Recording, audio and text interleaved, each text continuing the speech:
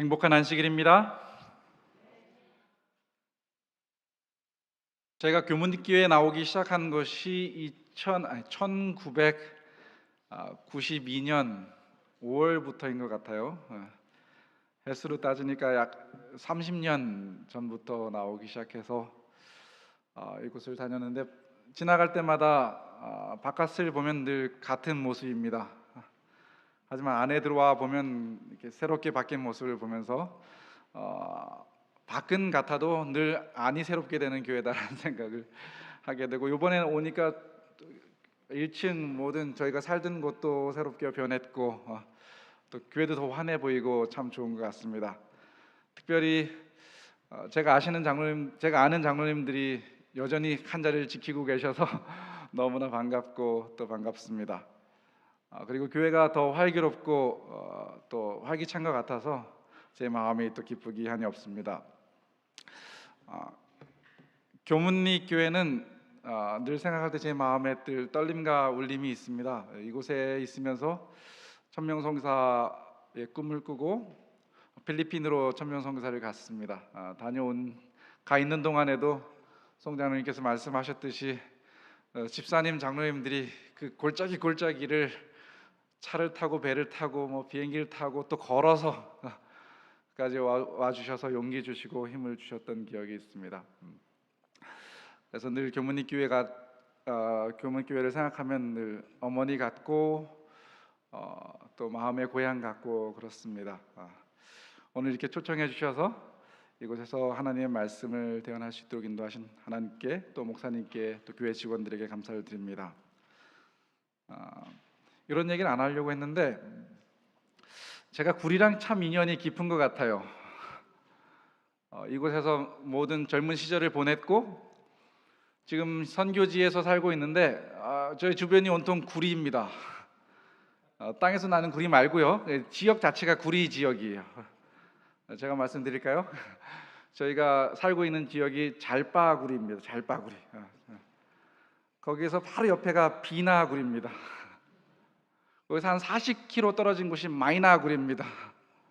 거기 기차역이 있는 곳이 둡부구리예요. 저희 가장 큰 도시가 실리구리입니다. 하나님께서 구리에서 청년 시절을 보내게 하시고 또 구리에서 선교를 하게 하시는구나 하는 생각을 가지면서 웃었던 기억이 있는데, 오늘 시작하면서 또 다시 구리로 인도하신 하나님께 감사를 드립니다. 오늘 일부 예배는 사람의 위기는 하나님의 기회다라는 제목으로 작년 1년 동안 하나님께서 인도하신 여러 가지 기적들을 또 인도와 은혜를 나누고자 합니다. 그리고 2부는 이제 정말 마지막 때인 것 같아요. 작년 한 해 동안 제가 말씀을 묵상하고 정말 깨달은 몇 가지를 여러분들과 함께 나누고자 합니다. 함께 말씀의 은혜가 되었으면 좋겠습니다. 잠깐 기도하고 말씀을 시작하겠습니다. 사랑의 아버지 하나님, 저 정말 부족한 종을 주님께서 사랑하시고 아끼시는 교문리 교회로 인도하여 주시고 이곳에서 말씀을 대언하게 하시니 감사합니다. 이 시간 나누는 이 말씀 가운데 주님이 계셔 주시고 말씀을 통해서 한 해가 더욱더 가까워지는 시간이 되시도록 인도하여 주시옵소서. 아버지께서 이 시간 내내 저의 생각과 입술과 또 성도님들의 마음을 지켜주시옵기를 예수님의 이름으로 기도드립니다. 아멘. 우리의 삶은 위기의 연속입니다. 늘 성도님들 이곳에 계신 분들이 다 같은 생각이시겠지만 늘 우리의 삶의 위기가 찾아옵니다.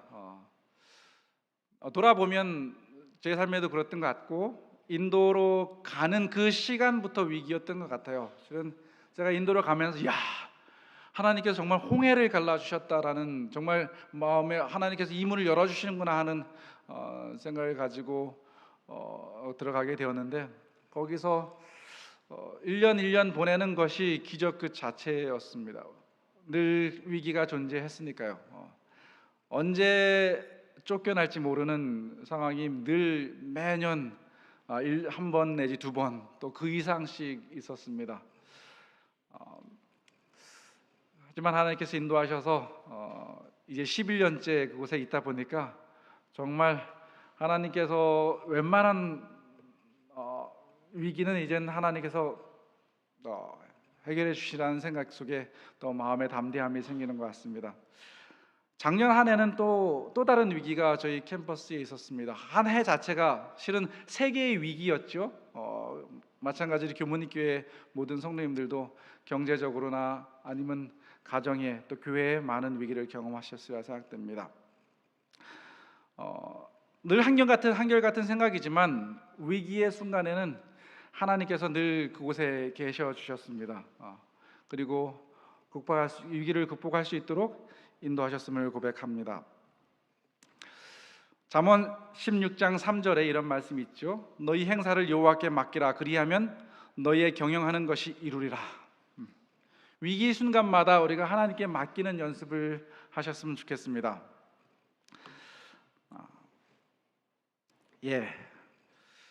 작년 3월 달에 인도에 코로나가 시작되었습니다. 그래서 저희가 3월부터 전국 봉쇄 13억 9천만이 완전히 집안에 갇히는 일이 있었습니다. 그때 거리에서 경찰들은 또 군인들은 나와서 주민들이 나오지 못하게 여러 가지 캠페인도 하고 여러 가지 훈계도 하고 하는 모습들을 볼 수 있었는데요. 이것이 바로 인도 안 지역에서 코로나 탈을 쓰고 캠페인하는 모습이죠. 요즘도 보니까 이제 제 카톡으로나 아니면 뉴스상으로 아니면 들리는 얘기로 이렇게 하면 코로나를 치료할 수 있다, 이렇게 하면 코로나 걸리지 않는다는 얘기들이 많이 있어요. 인도도 그런 얘기들이 많이 들렸어요. 인도 방식에 한 노인이 소의 뒤에서 오줌을 바로 받아먹는 장면. 우리 모래사장 바닷가에 가면 모래를 이렇게 덮어서 모래 찜질을 하는 모습들. 인도는 소의 배설물로 찜질을 하는 모습들, 온몸으로 소의 배설물로 마사지하는 모습들. 이것을 보면서 의사와 또 정부에서는 우려를 포함해서 이것이 치료에 전혀 도움이 되지 않는다, 이런 얘기도 하고 그랬었는데, 이렇게 극복하는 모습도 보이고, 인도 사람들이 한국 사람들처럼 말을 잘 듣지 않는 것 같아요. 한국에 와보니까 거의 100% 마스크를 쓰고 있더라고요. 이렇게 실내에서도 마찬가지고 마스크를 안 쓰면 거의 죄인 같죠. 인도는 그냥 나오는 사람들이 너무나 많이 있고 집에 있으라도 나오는 사람들이 많이 있어서 경찰들이 늘 몽둥이를 들고 다닙니다. 그래서 쫓아서 보내고 얼차려도 시키고 하는데 저희도 몽둥이가 무서워서 시내를 못 나갔던 적이 있습니다. 작년 3월 달과 4월 달은 인도의 가장 큰 위기였어요. 가난한 사람들에게. 특별히 거의 한 도시에 수십만 명이니까 대도시들이 수십 개가 있어서 수백만 명이 실은 직장을 잃고 있을 곳이 없어서 고향으로 돌아가는 일들이 있었죠.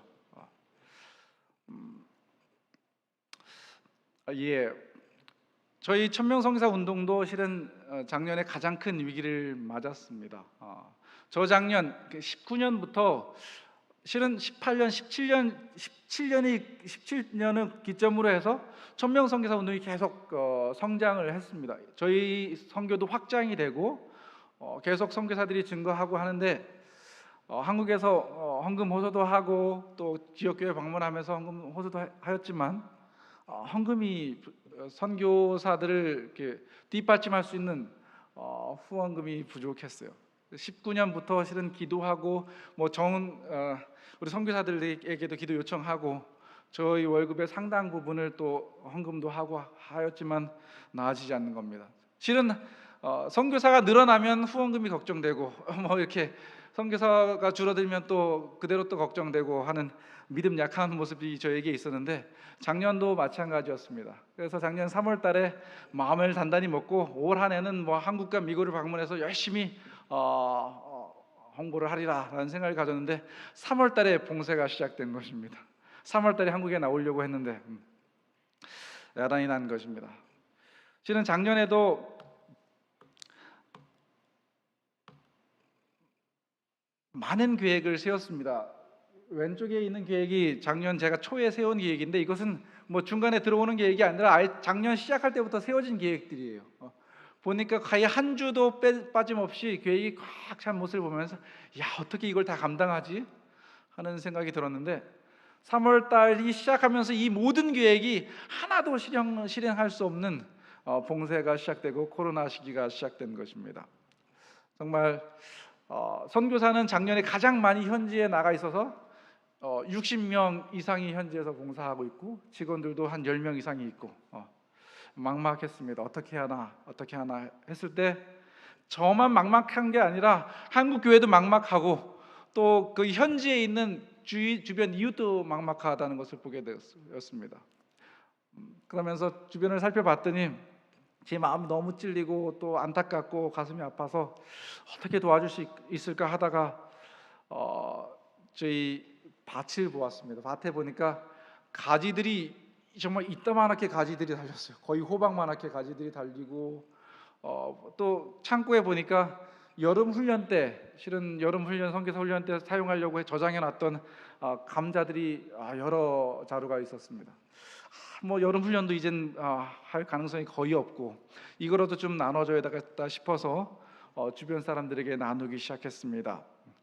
그런데 놀라운 것은 이때 주변 사람들에게 이런 것들을 저희가 부족함에도 나눠주기 시작하면서 하나님께서 기적을 시작하셨습니다. 이게 바로 그때 기적의 시작이 한 비디오인데요. 여러분들에게 보여드리고 말씀을 계속하겠습니다.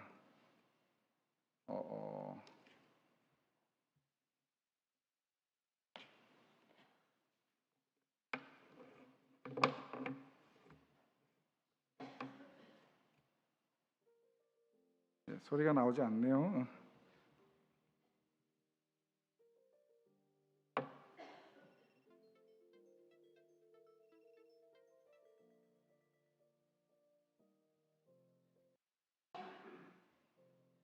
소리를 키워주실 수 있을까요?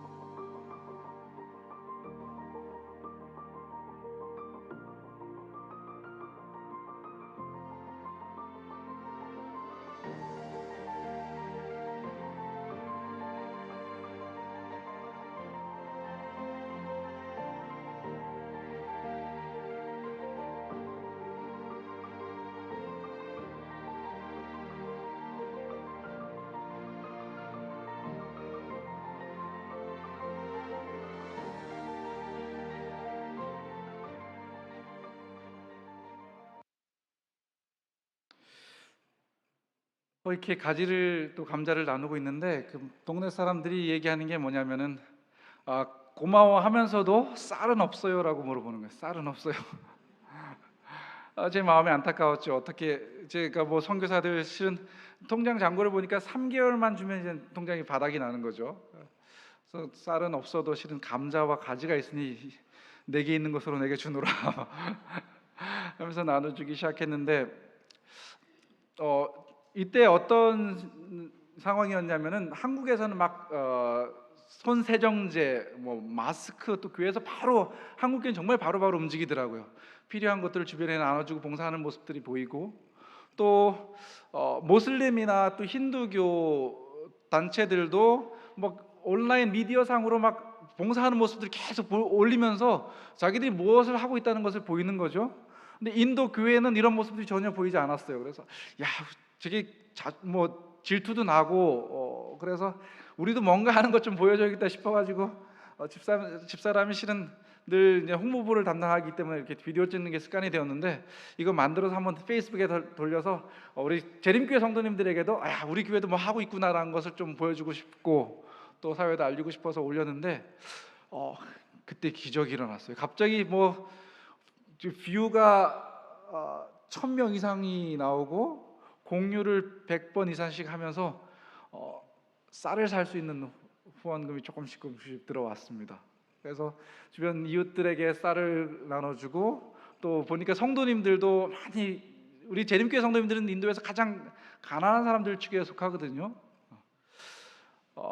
그들에게 쌀 한 포대씩 나눠드리고 또 주변 이웃들에게 나눠주고 또 선교사들이 나가 있는 선교지에도 나눠주고 이렇게 뭐 충분히 나눠줄 수 있는 충분하진 않았지만 뭐 마음껏 나눠줄 수 있는 그런 일들을 하였습니다. 작년에 나눠드린 것을 계산해 봤더니 약 2,600만 원어치를 나눠드렸어요. 아멘이십니까? 정말 아무것도 나눌 것이 없었는데 가지고 있는 가지랑 감자랑 나누기 시작했을 때 하나님께서 축복을 풍성히 주셔서 수천 명의 사람들이 복을 얻도록 하신 것입니다. 이게 끝이 아니었습니다. 저희 천명 선교사 운동의 통장이 3개월치밖에 남지 않았는데 성도님들이 이 사실을 실은 알리지 않았거든요. 성도님들에게.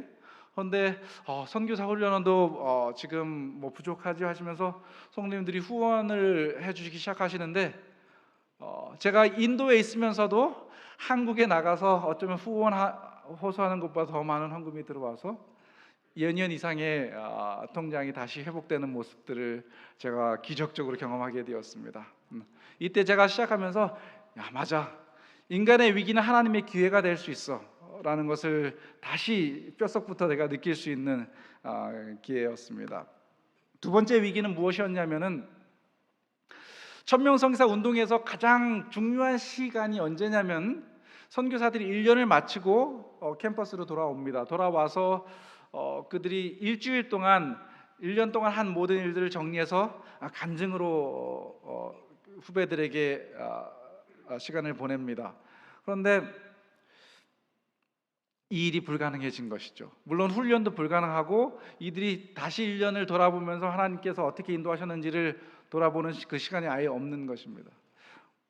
이때 한참 유행하던 것이 줌이라는 것이었습니다. 온라인 상으로 서로 소통하고 회의도 하고 뭐 수업도 하고 하는 그런 하나의 프로그램인데 이것을 통해서 간증 집회를 시작했어요. 저희들과 회의하고 이제 선교지에서 직접 이 줌으로 연결할 수 있도록 하고 캠퍼스에서 중계를 해서 간증 집회를 시작했습니다. 만일에 우리가 늘상 하듯이 선교사들이 캠퍼스에서 와서 이 간증 집회를 한다면 40여 명밖에 최고 한 40여 명밖에 간증을 듣지 못하는데 이 집회를 온라인상으로 하면서 매일 거의 한 만 명 아니고 100명 내외로 선교사를 지원하는 청년들과 또 동문 선교사들 그리고 주변 사람들이 참여를 해서 간증을 듣게 되었습니다. 우리의 오프라인 위기가 우리의 어쩌면 현장에서 하는 그 간증의 위기가 온라인에서 더 많은 사람들에게 예수님을 만날 수 있는 기회로 바뀐 것입니다. 이때부터 제 눈이 조금씩 열리기 시작했던 것 같아요. 저는 현장 선교를 하기 때문에 늘 온라인 선교 같은 어쩌면 가상 공간의 선교에 대해서는 늘 관심이 없었는데 작년 이 일을 겪으면서 야 이제 온라인 선교가 필요하지 않을까, 어떤 미디어 선교가 필요하지 않을까라는 생각이 들 때에 한국에 계신 어떤 한 성도님이 한 목사님을 통해서 이것을 갖출 수 있는 도구들을 갖출 수 있는 헌금을 보내주셨습니다. 그때부터 온라인 선교가 시작되었는데 온라인 선교의 장점이 상당히 많은 것 같아요. 온라인으로 이용하는 장점이 저희 천명 선교사 운동의 이제 또 가장 중요한 부분이 하나가 선교사 관리입니다. 선교사들이 필드에 나가 있을 때 선교지로 나가 있을 때 그들을 방문해서 또 격려하고 또 상담도 하는 것입니다. 아니면 전화로 하거나 이렇게 하는데 그 온라인으로 할 수 있는 이 공간이 열리면서 야 이것이 뭐 부족한 제가 그들에게 어떤 선교지에 필요한 도구들을 줄 수 있을 뿐만 아니라 주는 것 이상으로 그 각 분야의 전문가들을 초청해서 그들에게 도움을 줄 수 있겠다는 생각이 들어서 대총회에 계신 분, 또 소그룹이나 제자훈련에는 가장 정통하신 분, 또 미디어 선교에 정통하신 분들을 온라인으로 모셨습니다. 세계 유수의 강사들을 초청해서 또 선교사들에게 어떤 선교의 직접적인 필요를 채워줄 수 있는 그런 일들이 가능하게 되었습니다. 이뿐 아니라 선교사들의 지경이 넓어지는 또 다른 어떤 계기가 되었습니다. 온라인 상으로 뭐 지금도 아마도 온라인으로 지금 교문님께 방송이 나갈지는 모르겠지만 이런 방송이 나가고 실시간으로 전 세계와 연결되는 것이 가능해지게 되었어요. 선교사들, 인도 선교사들이 상당히 똑똑하고 또 그들의 아름다운 간증들이 참으로 많이 있었는데 제가 그것들을 나누지 못해서 아쉬움이 있었습니다. 근데 작년에 그 공간이 열리고 선교사들이 전 세계에 간증을 직접 나눌 수 있는 시간들이 점점 많아지기 시작했어요. 선교 대회가 열려서 선교사들이 작은 간증들을 나눌 때 막 우리 선교사들이 페루에서도 초청을 받고 필리핀에서도 초청을 받고 인도네시아에서 초청을 받고 한국에서는 뭐 단골로 초청해 주시고 이렇게 해서 뭐 거의 우리 작은 선교사들이 거의 국제적인 선교사들이 되어서 말씀을 나누는 계기가 되었던 것입니다. 어쩌면 이것이 저희들에게 위기로 다가왔는데 어쩌면 선교 운동이 더 확장되고 선교사들이 더 세계 방방곳곳으로 간증과 하나님을 경험한 증거들을 가지고 나갈 수 있는 것에 대해서 하나님께 감사를 드렸습니다. 세 번째로 9월 2일 날, 작년 9월 2일 날 인도의 봉쇄가 해제되었습니다. 9월 달이 어떤 달이냐면 인도에서 가장 코로나 확진자가 많았던 달이에요. 코로나 확진율이 계속 올라서 9월 달은 매일 9만 8천 명, 9만 7천 명씩 늘었어요. 뭐 지금과 비교하면 아무것도 아니지만 작년 한 해 동안 가장 코로나 확진자가 많을 때 인도는 어떤 정책을 취했냐면 봉쇄 해제. 이제 돌아다녀도 좋고 100명 이하의 사람들은 모여도 좋다라는 조치를 취한 것이죠. 저는 그때 생각하기에 이제 끝났다. 뭐 10만 명, 20만 명 이렇게 올라가는 건 문제 아니겠다라는 생각이 들었는데 그때부터 코로나가 줄어들기 시작했습니다. 그리고 저희들도 지금 봉쇄가 끝나자마자 마음속에 걱정 반, 어떤 궁금한 것도 반 이렇게 해서 지역교회 방문을 시작했어요. 제가 늘 한국 교회들 보면서 염려하고 인도 교회를 보면서 염려했던 것이 무엇이냐면 코로나가 시작되면 교인들도 모이지 않고 교인들도 이제 모이지 않으면 교인들 믿음도 식을 것이고 헌금도 줄어들 것이고 이제 어떻게 선교하지 하는 것이었는데 작년 이 봉쇄가 끝나자마자 저희들이 바로 9월 셋째 주부터 지역교회 방문을 하기 시작했습니다. 매주 한 팀, 두 팀, 세 팀씩 이렇게 나눠서 방문을 시작했는데 현장을 가보니 완전 상황이 그 반대인 것을 보게 됐어요. 가서 제가 마스크도 쓰고 좀 어떻게 가면 그들과 인사를 나누지 했는데 딱 교회 방문할 때 교인들이 먼저 저에게 악수하고 마스크 쓴 사람이 하나도 없는 겁니다.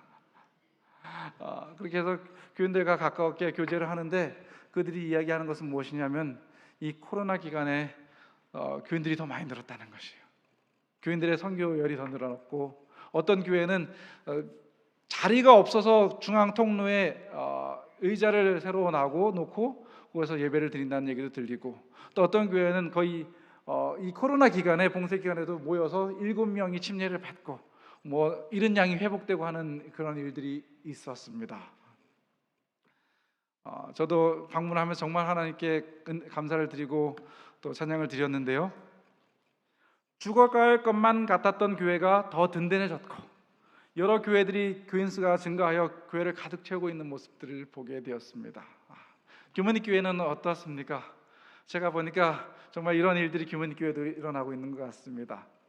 하나님의 참 백성은 위기의 순간에 강해진다는 것을 알게 되었습니다. 하나님의 참 백성은 위기의 순간에 하나님이 어디 계신지를 볼 줄 아는 눈이 열린다는 것을 알게 되었습니다. 여기 계신 모든 젊은 성도님들부터 연세 드신 성도님들까지 정말 이 시기에 하나님을 볼 수 있는 영적인 눈이 열리고 하늘과 더욱더 가까워지고 우리가 다시 한번 하나님께 충성하는 그러한 시간이 되었으면 좋겠습니다. 교회의 위기가 교회 안에서 예수님의 기회로 일하실 수 있는 기회가 된 것을 보게 되었습니다. 또 한 가지 위기는 캠퍼스 선교였습니다. 캠퍼스가 1000명 선교사 훈련만 하는 것이 아니라 다양한 선교들을 하고 있습니다. 우리 집사람이 하는 음악 선교와 더불어 선교사들이 하는 영어 교실, 무료 영어 교실, 그리고 기타 교실 등등의 여러 선교들을 진행을 했는데 분교 6개월 동안 하나도 할 수 있는 일이 없었습니다. 봉쇄가 끝나자마자 우리 훈련 목사가 어떤 제안을 저에게 하냐면, 목사님, 이번에는 제가 직접 영어를 좀 가르쳐 보고 싶어요. 저는 너무 감사하죠. 일을 하겠다고 하니까요. 실은 전부터 영어 교실과 기타 교실은 늘 저희들이 하고 있었고, 늘 사람들이 모이지 않아서 늘 걱정이었는데, 이 훈련 목사님이 직접 당신이 해보겠다는 것입니다.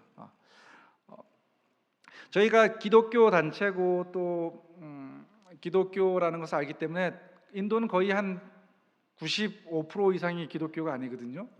그리고 반감을 가지고 있기 때문에 오지 않는 것입니다. 얼마나 올까 내심 걱정이 되었는데, 첫 홍보를 하고 영어 교실 오픈을 했는데 17명이 모였습니다. 전에는 10명 모이기 쉽지 않았는데 17명이 모인 것입니다.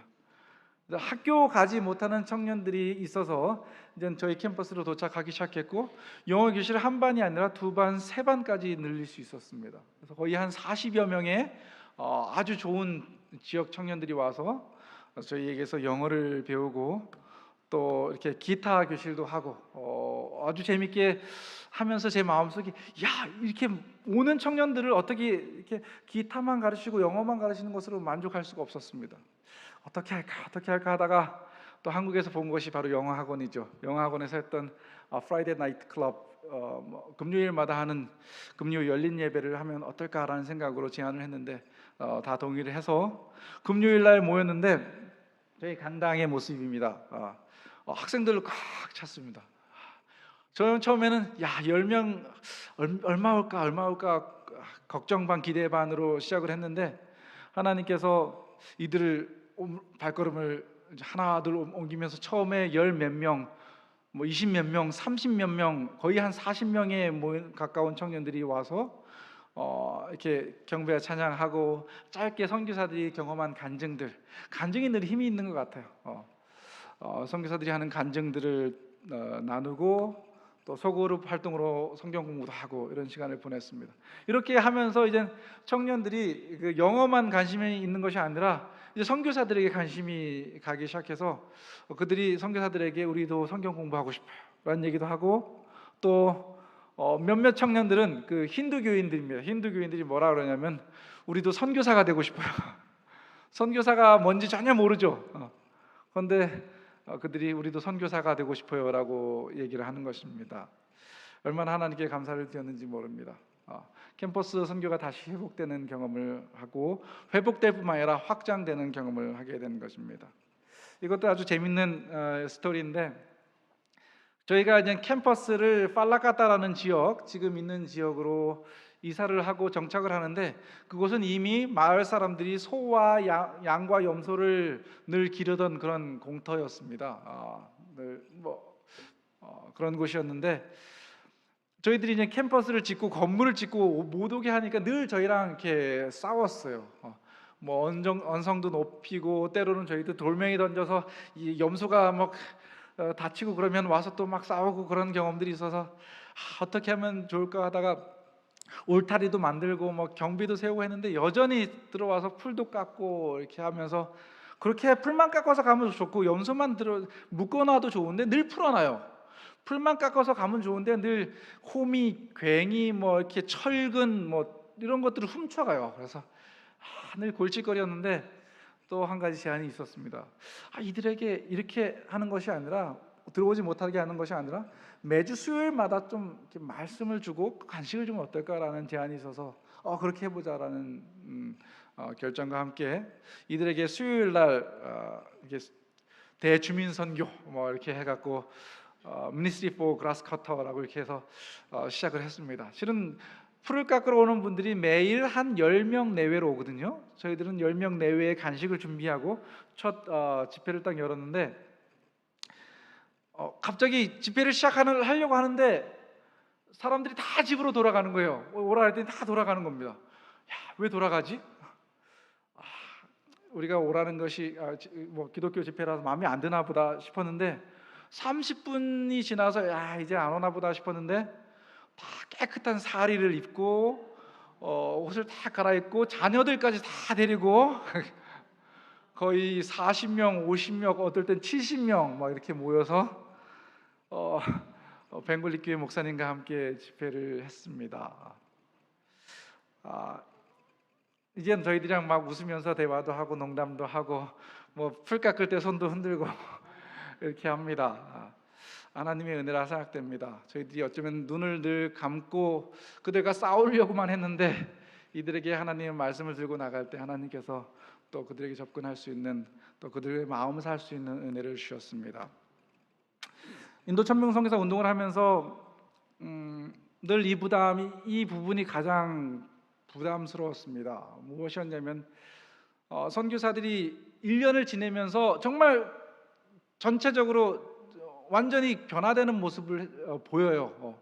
그들이 선교사 가기 전과 선교사를 1년 마치면서 그들의 삶은 정말 하나님 성령에 사로잡힌 그런 모습을 보이는데, 집에 돌아가서 또 현실과 싸우고 살다 보니까 또 다시 현실로 돌아가는 모습들이 되게 많았습니다. 잃은 양도 많고, 또 선교만 떠나는 것이 아니라 교회도 떠나는 모습도 보이고, 뭐 한국 교회도 천명선교사 운동이 그런 모습 때문에 고민을 많이 하고 있는 것을 보고 있는데, 인도도 마찬가지였습니다.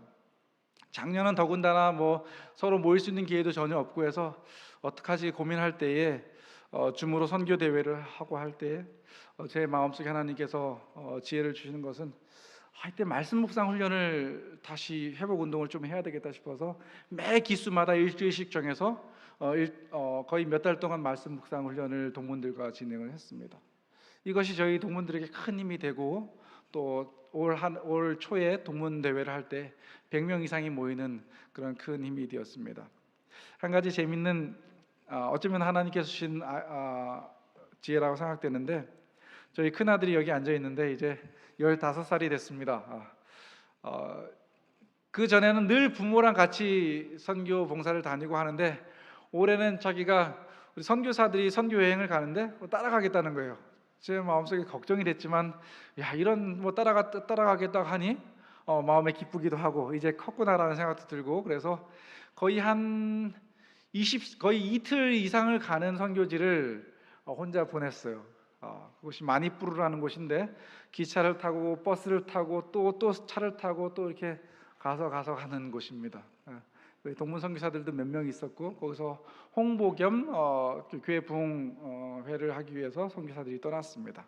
가서 보았는데 다른 많은 좋은 경험들을 했는데, 우리 아들이 동문 선교사들을 만나면서 많이 잃은 양이 된 것을 보게 된 것입니다.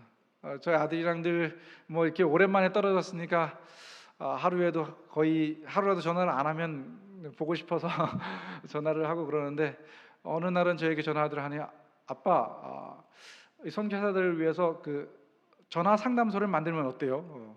인도는 콜센터라고 합니다. 전화 상담소를 만들면 어때요?라는 얘기를 하는 것입니다. 얘기를 들어보니까 참 좋은 아이디어인 겁니다. 하나님께서 여기에 더 아이디어를 주셔서 전화로 기도해주는 일을 시작해보자라고 생각이 들어서, 저희 캠퍼스 식구들이 그때만 해도 한 20명 이상씩 됐어요. 그래서 지금도 그 이상이지만 캠퍼스 식구들과 매일 한 명씩 체크를 해가면서 동문 선교사들에게 전화를 하기 시작했습니다. 동문 선교사들에게 직접 전화해서 전화로 기도해주고 하는데, 얼마나 좋아하는지, 그들이 얼마나 감사하는지, 어떤 친구들은 눈물도 흘리고 다시 선교 정신을 회복하는 모습들을 보게 된 것입니다. 어쩌면 동문 선교사들에게 작년 1년은 가장 큰 위기였지만, 이 온라인이라는 또 다른 한 도구를 통해서 하나님께서 그들과 더 가깝게 해주시고, 그들의 믿음도 회복시켜 주시고, 또 선교 정신도 회복시켜 주시는 것을 경험하게 되었습니다. 그래서 작년 올 1월 달에 22기 천명 선교사 운동을 22기 훈련을 시작했는데요, 38명의 선교사들이 지원을 했습니다. 저희들이 겨울 훈련은 늘 10명 내로, 10명, 12명, 20명 이하로 지원을 했는데, 이때 최대 인원 38명이 지원한 것입니다. 제가 30명을 위해서 기도했는데 하나님께서 거의 정원에 가깝게 보내주셨습니다. 이것도 하나님의 은혜라 생각됩니다. 이야기를 이제 마쳐야 할 것 같습니다.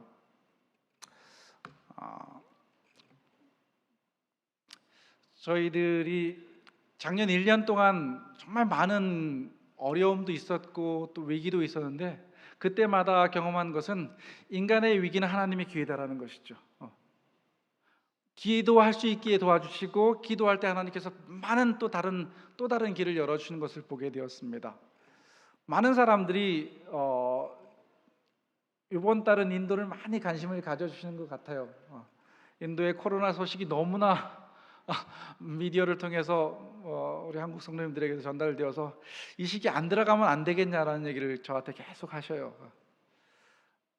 특별한 제가 사명감이나 어떤 선교 정신이 있어서 들어가기보다, 실은 그곳에 저희 집이 있고 할 일이 있고, 또 지금 이제 들어가야 될 시기이기 때문에 들어가는데, 저는 지금까지 경험한 것을 통해서 늘 마음속에 기도하고 또 의지하는 것은, 이런 또한 위기가 하나님께서 저를 사용하시고 또 하나님께서 인도하시는 기회가 될